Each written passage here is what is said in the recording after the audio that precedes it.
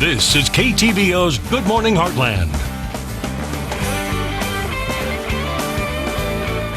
Welcome back. Halloween can be a festive and fun time for children and families, but for pets, let's face it, it can be a downright nightmare. Dr. Lindquist from Lindquist Veterinary Care is here this morning to go over some tips to keep in mind to make sure this time of year is less stressful and dangerous for your four-legged friends. Good morning. How are you doing? Very well. How are you? I'm doing great. So 'tis the season for everybody to dress up and pass out candy, but for sometimes it can be very dangerous and stressful for our dogs. So we're going to go over some tips to kind of make sure that they can still enjoy the Halloween fun without getting too scared of it, I guess we can say. Absolutely. We want this to be a happy Halloween Yes. for your pet as well. Yeah.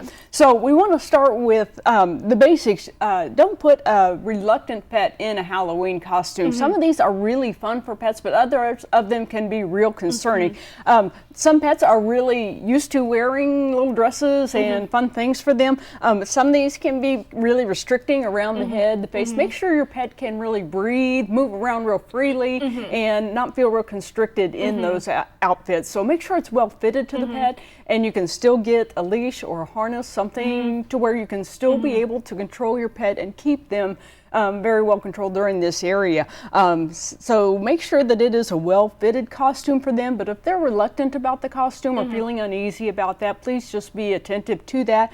If they have elastic straps, make sure those don't get caught in the mouth or that they get a leg caught in that, because that can be real uncomfortable for them and make those real anxious. So just do be real attentive to any type of outfit. And also I've heard, because I have a dog and I dress him up for Halloween, they always say maybe try it on a day or two beforehand, because if they just aren't having it, then just go without it, as opposed to, because it might scare them if you're trying to put them into a Halloween costume the day of and take them out and they're not understanding what's going on. Right. A trail run around the house is definitely the best way to go about it. All right, perfect. What's our next tip to keep in mind? Good. Do license your pet early.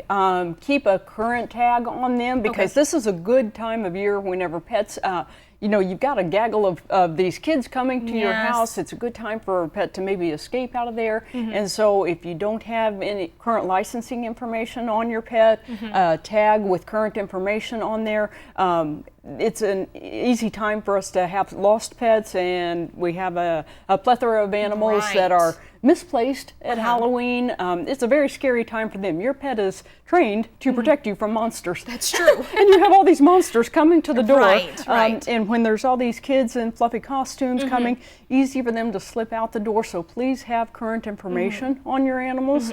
So keep that type of information available. Now, would you recommend with that maybe even just avoid, obviously keeping it up to current, would you recommend maybe even just keeping them away from the area? Maybe that was our next tip we were going to go to.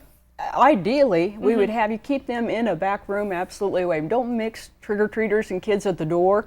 So it would be best if you could actually keep them in a back room, just away from the opening and closing of the door, to try to keep them from accidental escapes, from the stress of the doorbell, the doorbell. And if you could, have some light music or their favorite television show going in the background for them, their favorite toy, occupied. Something new and exciting for them. If they've got a little mental stimulation toy, that is a great opportunity for them to have a good time on Halloween. As they've got a new toy tonight, they've got something fun to do in the back room. They've got some background noise so that all the knocking at the door and all the excitement isn't just stressing them out. All right, what's our next tip? So, and that's especially important too, if you're going to be gone on Halloween, and so you're not even there. So if you're going to be going out and to a Halloween party, please make sure your pet has got something to do rather than having an extra special event on Halloween that night. Try to keep your pets away from lit pumpkins. We suffer a lot of Halloween burns, different things, and even the ones that are just the votives that are electric can still singe whiskers and catch fur on fire. And similarly, the things that are the little light up situations, where is it? Like this? A lot of pets are trained to laser lights, and they play with laser lights, and they get to being attracted to these, and the more they chew on these, or the little jewelry that is glow-in-the-dark jewelry, that actually burns mouths and causes oral ulcerations, which are a lot of painful situations for them, excessive drooling, and those types of things are really painful for the pets. So we definitely want to try to avoid leaving those Interesting. unsupervised. Okay. So There's you want one. to, yeah. Where'd it go? There we go. Yeah, Okay. Yeah, and so leaving those unsupervised and make sure, sometimes those are even on the costumes of the pets too, you know, Oh, the so little light keep up that in things. mind. So keep that in mind that the pets don't get a hold of anything like that. We recommend painted pumpkins, problems with that.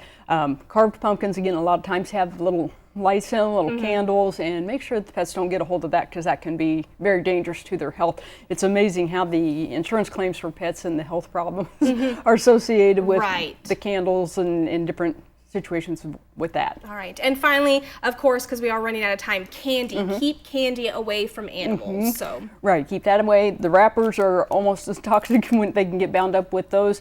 And if you have a cauldron full of candy available at the door for your kids that are coming by to trick or treat, please make sure you have a covered cauldron of that because that's just an open dog food bowl as far as they're concerned. So keep that in a sealed container. Okay. So that's and if your kids get a nice haul for Halloween, try to keep that in a scent-proof baggie away from the pet too, because they'll find that once they're the curious. kids are done They want to partying. sniff around and everything. All Right, absolutely. So what we'll do is we'll post everything on our website at ktvo.com, and we'll link up Dr. Lindquist's information as well if they have any questions or concerns, or let's not hope, but if there is an emergency. All right, thank you Absolutely. again, Thank you. and we'll be right back.